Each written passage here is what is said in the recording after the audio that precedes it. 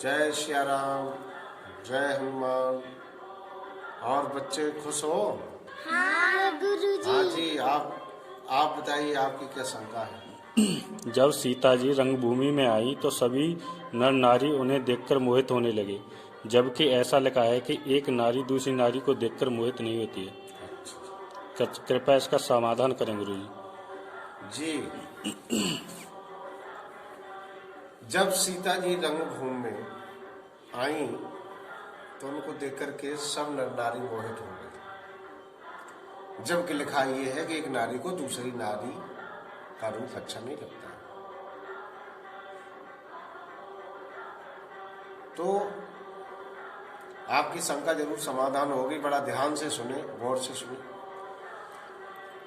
और अगर मेरे शब्द, मेरी बात, ये शंकाएं समाधान यदि हो जाए और आपको ज्ञान की प्राप्ति हो तो जरूर सब्सक्राइब करें, लाइक करें, कमेंट में बताएं, और नए नोटिफिकेशन के लिए आप बेल आइकन प्रेस करें। आपको आपके बारे में, परिवार के बारे में, जीवन के बारे में अच्छी अच्छी जानकारी प्राप्त होगी। तो आपको बताऊं कि चौपाई है ये दोहा नंबर 247 और चौपाई नंबर 2 कि रंग भूमि जब सिय पगुधारी, देखे रूप मोहे नर नारी। जब सीता जी ने रंगभूमि में पैर रखा तब उनका दिव्य रूप देखकर स्त्री पुरुष सभी मोहित हो गए। एक बात बताइए, अपने गांव में अपने माँ बाप के यहाँ बेटी जब बाहर निकलती है तो किसी भी बेटी की प्रशंसा करने के लिए वहां के नर नारी क्या उसकी प्रशंसा नहीं कर सकती? इसमें नई बात क्या है?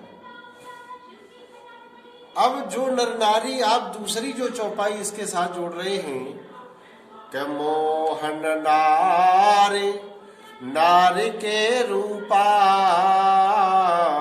पन्न गारे यह रीत अनुपा। यह अनुपम रीत है कि एक स्त्री के रूप पर दूसरी स्त्री मोहित नहीं होती। इस चौपाई का संबंध उस बालकांड की चौपाई दोहा नंबर 247 चौपाई नंबर 2 से कोई संबंध नहीं है।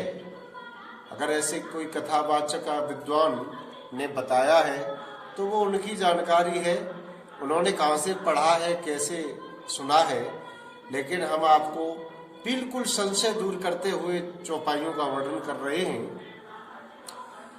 कि ये जो दूसरी चौपाई लिखी है, मोहन नार नार के रूपा और पन्न गारे रीत अनुपा, ये जो चौपाई लिखी है ये उत्तरकांड दोहा नंबर 115 और चौपाई नंबर 1 उसमें लिखा हुआ है। अब आप कभी पढ़ो, जैसे गौर करते हो कि अगर ये ऐसा मैंने कई बार सुना है किसी विद्वान से, कथावाचक से, तो आप रामचरितमानस को कृपया खोल करके पढ़ें, अध्ययन करें, आपको अर्थ मिलेगा। ये उत्तरकांड दोहा नंबर 115 की चौपाई है। और दूसरी चौपाई है कि माया भगति सुनहो तुम दो, नारी बरग जाने सबको। ये चौपाई नंबर 2। और आप सुनिए, माया और भक्ति ये दोनों ही स्त्री वर्ग की हैं,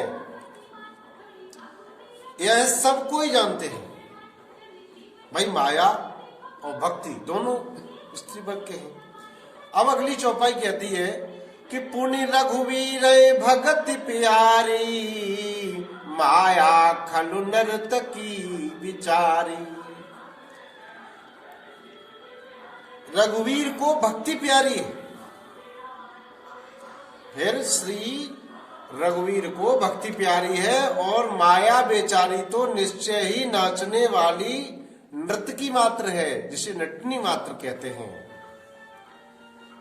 अब आप सोचिए कि एक माया है, एक भक्ति है, इन दो नारी वर्ग की नारियों की बात की हुई है।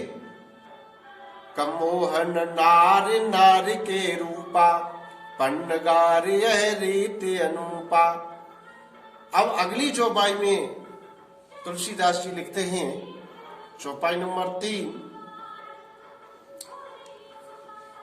कि भगत ही स अनुकूल रघुराया, ताते ते ही डरपते अति माया।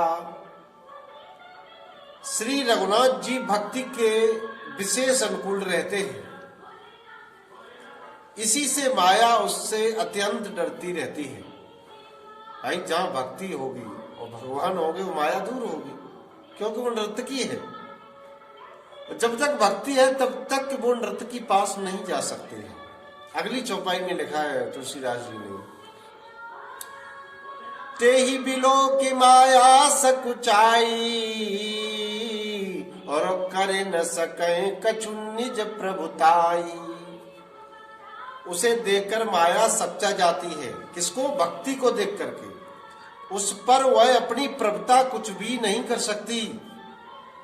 माया भक्ति पर कोई असर नहीं कर सकती।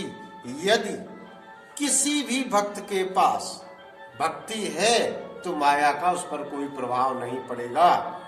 इन नारियों की बात की हुई है। ये उत्तरकांड के दोहा नंबर 115 की चौपाइयों में सिद्ध किया है। और सियापति रामचंद्र की जय।